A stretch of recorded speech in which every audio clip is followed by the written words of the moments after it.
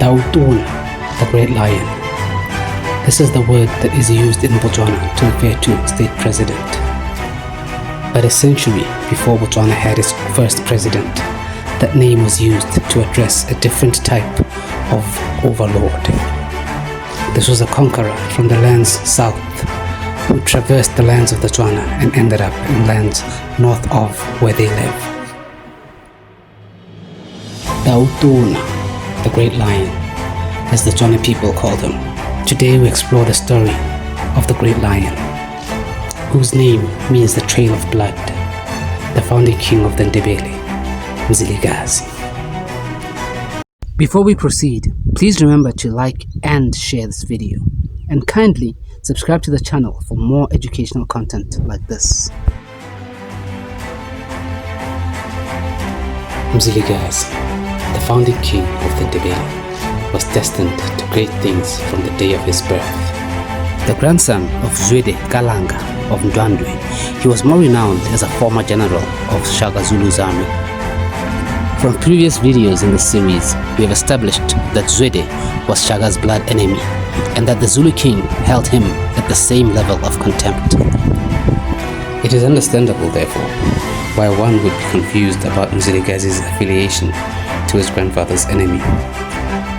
Today we delve into the story of this great conqueror as we complete phase 1 of the Mfecane discourse, which focused on the beginnings of the tumultuous period, and chiefly on the numerous Nguni nation builders whose actions sent ripples in the direction of the peoples of the present day Botswana and their king.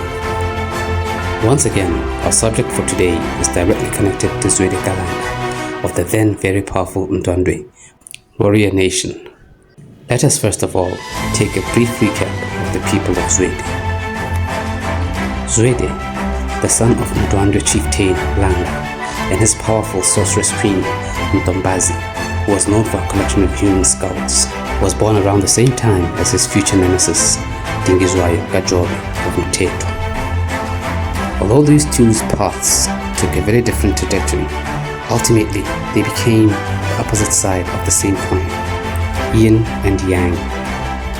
When the two were young men, Zwide exiled from his father's kingdom and plotting his return, while Zwide was enjoying the grooming of a crown prince of his people. In a small clan not far away, baby Shaka was born to their age mate, King Senzangakona of the Zulu. Watch the Zwide video for more details about the Zwide, Zwide and Shaka triad.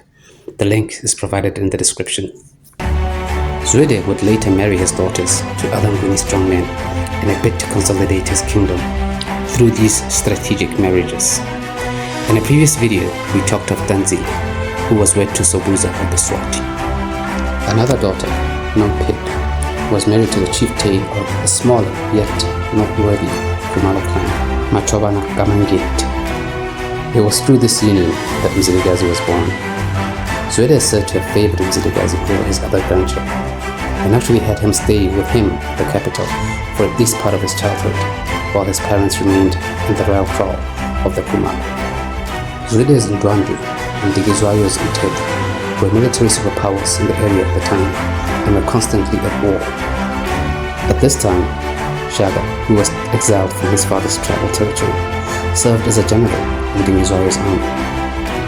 In one of their clashes, Zwide was able to capture and execute Zwide, and it is said that some of the Kumalo chiefs assisted Shaka to escape with his life.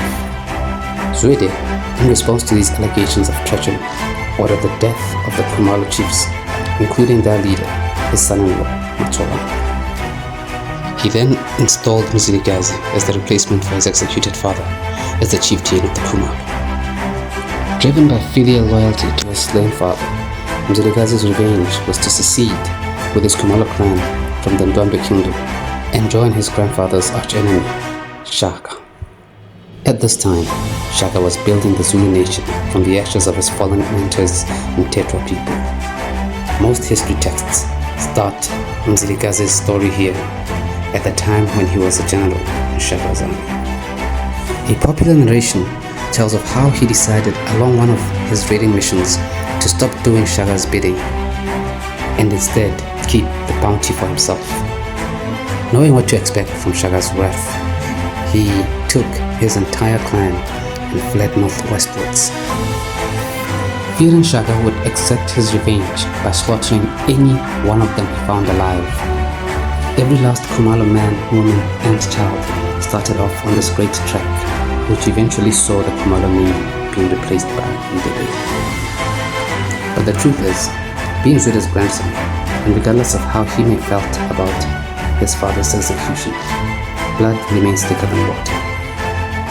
In the cruel way that Zwide's mother, his own great-grandmother, Mfecane, was tortured and killed by Shaka, as well as the eventual devastation of the Ndwandwe kingdom, probably did not sit well with the young Khumalo leader, and he constantly waited for an opportunity to exact his own revenge on Shaka.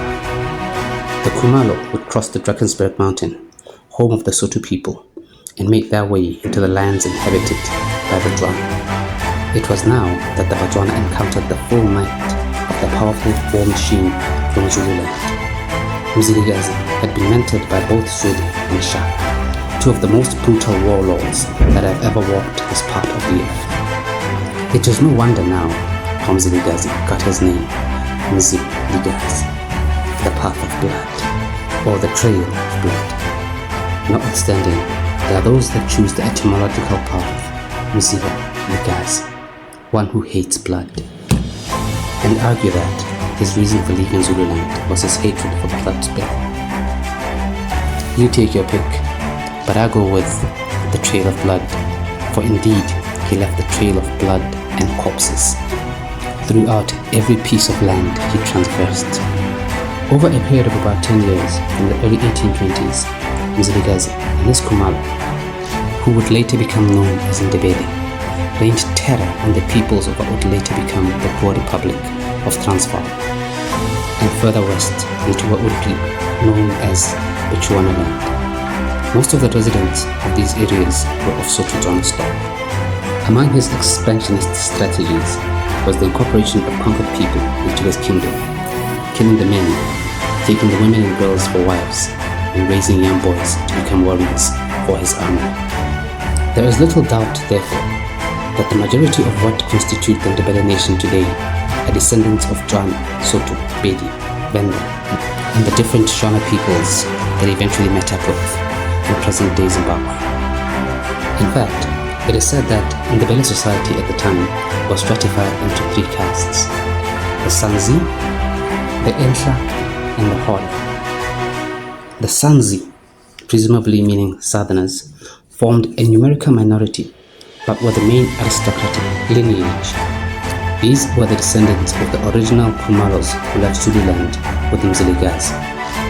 The Enhla, or the numerous, were the descendants of the incorporated captured peoples that were mentioned earlier, and occupied a lower echelon of society than the Zansi. The Hola, who formed an overwhelming majority in terms of numbers, were not really considered mainstream Ndebeles, as they were either captured slaves or semi-independent chiefdoms that voluntarily joined the Ndebele kingdom as subordinate tribes who paid tribute to Mzilikazi and benefited from his protection. Another interesting fact about the Ndebele expansion is that the name Ndebele itself was given to them by their unwilling hosts in the Transvaal, the Sotho tribe. Prior to this, they had referred to themselves as the Khumalo clan of the Zulu nation. It is said that, recalling previous encounters with the southern Ndebele people, the Tswana people naturally assumed the Khumalo and other Nguni people to be Ndebeles as well, and they referred to them as Ndebele or Madebele in the Tswanized version of the word. As the British colonists and missionaries lived among the Tswana first before encountering the Ndebele, they learned the name for these people from the Tswana and referred to them as Madebele as well. This is why, even today, there's a region in Zimbabwe referred to as Madebele land as opposed to Ndebele land. The British learned the name Madebele from the Tswana and used the word Madebele to refer to that land in southern Rhodesia, Madebele land. And of course, there are those gigantic formicidae called Madebele ants, which were given that name from the ruthless aggression that they display when attacking their enemy, or in this case, their prey. It is important to mention at this point that there were some Nguni peoples known as the Ndebele before the arrival of the Kumalo. These people still exist in South Africa and are normally referred to as Southern Ndebele to differentiate them from the Northern Ndebele or the Ndebele of Mzilikazi. Mzilikazi reached the Ndebele and not only took their land but also took their name and became the overall king of Ndebele. However, those that resisted continued with their own identity as a different group of Ndebele, which are now referred to as the Southern Ndebele, and they remained in South Africa away from Mzilikazi's continued trekking northwards into Zambia and Zimbabwe via Botswana. Mzilikazi conquered the Transvaal and ruled over it with an iron fist for close to a decade. This was not without resistance, as the occupied people of this area were constantly trying to push him out. In fact, most of the Difaqane period of the Ndwandwe focuses on the incessant wars with this warrior king who had come to name as Daudun, or the Great Lion. The word used today to mean state president in Botswana is an acknowledgement of his imperial status. Much of the skirmishes he had with the Ndwandwe people will be covered in later videos when we focus on Ndwandwe phase of Mfecane. Other threats were from fellow Ngunis, Shaka Zulu, from whom he had fled, who still wanted to exact revenge on him and make an example of him, and Sobuza's Swati, an inevitable rival who had similar origin stories and expansionist ambitions. Remember, both Sobuza and Mzilikazi's father were related to the Ndwandwe strongman Zwide. The Kumalo also clashed with the original Ndebele people, who still live in South Africa today and are referred to as Southern Ndebele to differentiate them from the Mzilikazi's people. They took their land and their name. Well, they didn't exactly take their name, as some Ndwandwe people mistook these new Kumalo people for the Ndebele that they had interacted with and referred to them as such. Having established his capital in present-day Gauteng, Mzilikazi would send raiding parties as far as the lands of the Griquas in the Northern Cape and on many raiding missions. Tactics were brutal, and he was known for using the scorched earth method to maintain safe distances from all surrounding kingdoms. However, he was not always victorious and would sometimes even fall prey to raiders from other nations. The era in which Mzilikazi lived required kingdoms to be large enough to amass sufficient men to defend against attacks and protect their citizens. To increase the population of his kingdom, Mzilikazi engaged in strategic raids on neighboring and distant tribes, leveraging on his exceptional aptitude for warfare that he had learned from both Zwide and Shaka. Mzilikazi's primary objectives in his raids were twofold: acquiring livestock and expanding his kingdom through forced population transfer. Captives were essential for the kingdom's growth. Women of childbearing age were incorporated into the community to produce the next generation of warriors, while men and young boys were directly integrated into the military and raised as future soldiers. Captured children were particularly valuable as they could be raised and culturally assimilated into the Ndebele way of life. In an unexpected turn of events, European settlers came to become a large part of the destiny of the young Ndebele kingdom. Struggles between the Dutch and the British in the Cape led to a mass northward migration by the Dutch or Boers, which would later be known as the Great Trek. Andries Hendrik Potgieter, who led the migrating Boers, or Voortrekkers as they call themselves, into what became Mzilikazi's playground, was an instant threat. The Voortrekkers and the Ndebele wrestled desperately for control over the area, as both groups felt they had nowhere else to go. The Dutch Voortrekkers, who preferred to be called Afrikaners now, meaning Africans, as opposed to Boers, which meant farmers, felt they had traveled many thousands of miles evading the British persecution in the Cape, and had survived a perilous journey through hostile African kingdoms and had finally found a place. Eventually, the Afrikaners prevailed, and when the British recognized the Transvaal colony as an independent domain, the Ndebele were forced to leave. They crossed the Limpopo River into present-day Botswana, where they met resistance from the Barolong, Bangwagetse, and Bakwena, who pushed them further north into the territories of Bangwato and Batawa. Here, the Ndebele were forced to split into two groups, one moving directly northwards into the Tawana, Yei, Mbukushu, and Lozi or Rotsi territories. The Rotsi or Lozi, otherwise known as Bakololo, have an interesting story that has been told as well. Watch out for them in the video about Sebetwane. Sebetwane gave Botswana the first true taste of Difaqane. Sebetwane himself, being from among the Botswana people, had reigned terror similar to that Ndebele leader Mzilikazi did a decade prior to Mzilikazi's reign of terror. The other Ndebele group moved northeastwards into the lands of the Bangwato, Kalanga, Birwa, Shona, and through the northeastern Botswana into southwestern Zimbabwe.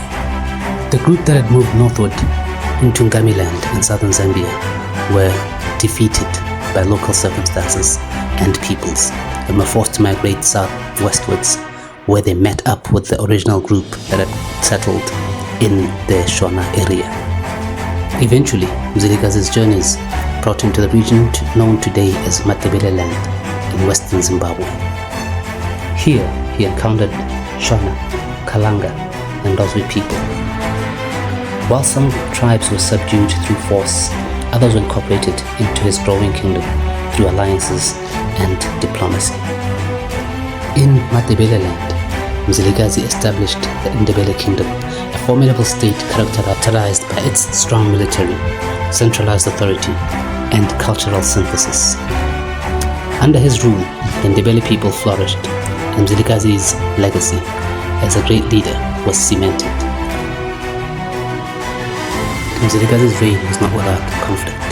He faced numerous ongoing threats from neighboring tribes and European colonizers seeking to expand their influence. Despite these pressures, Mzilikazi remained resilient and a resourceful leader until his death in 1868. His political and diplomatic prowess saw him building alliances with Europeans and other foreigners of influence such as missionaries Robert Moffat, David Livingstone, and John Mackenzie, as well as traders and explorers, and the famous Dr. Andrew Smith. This legacy he left to his heirs and successors to help consolidate claims over what the British would later call Ndebele land. Mzilikazi was succeeded by his son Lubengula, who faced a lot of resistance from his older brothers and some of his father's generals. He, however, eventually prevailed, only to be met with even greater betrayal at the hands of the very people his father had taught him were worthy allies, the British. Unwittingly, Lubengula was made to sign off Ndebele land as a British protectorate, and later, through similar tactics, at the gold concessions of his entire kingdom. Lubengula's story is a tragic one, which comes to an abrupt end with his disappearance, as he had fled from simultaneous attacks from Mashonaland and the British armies of the south. No one really knows for sure what happened to Lubengula at the end, but his legacy is often touted as that of a lesser son to greater sires. Like this video and subscribe to this channel for more such content.